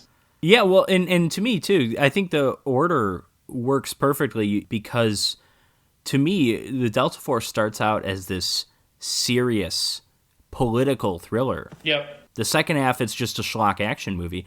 To me, that eases the transition into what is a schlock action movie from beginning to end. It's a different type of action, sure. We don't have bazookas. We don't have, you know, the budget that Delta Force has in Young Rebels, but to me, it's like, okay, the first half of Delta Force I was taking seriously. The second half, I can't take so seriously. But you know what? The second movie, I'm not even going to try to take seriously because that's what that is. And I think they work really well together in that sense. Is you know, I as much as I'm not wild about either movies, I do like the pairing. As weird as it is on paper, I think it kind of works. Yes, it in the most bizarro of ways, it finds a way. As Ian Malcolm foretold. All right, thanks once again, Jared, for joining me. And listeners, this is what we've got coming up next week. We've got another bizarre pairing, but even more so, dare I say this is the most bizarre pairing we've ever had, because we have the 1974 classic French erotic drama, Emmanuel, along with the 1975 film, which is available on Tubi, called Super Dragon vs. Superman. This is a Bruceploitation feature that also goes by other names, including on Tubi, Bruce Lee vs. Superman, I think is the name of it there. So, some weird-ass mid-70s foreign movies to pair next week. and I am looking forward to that. Jim will be back with me next week. Thanks again, Jared, and Absolutely. all you listeners out there, I hope you have a great start to your month here of November, and we hope to catch you here next week.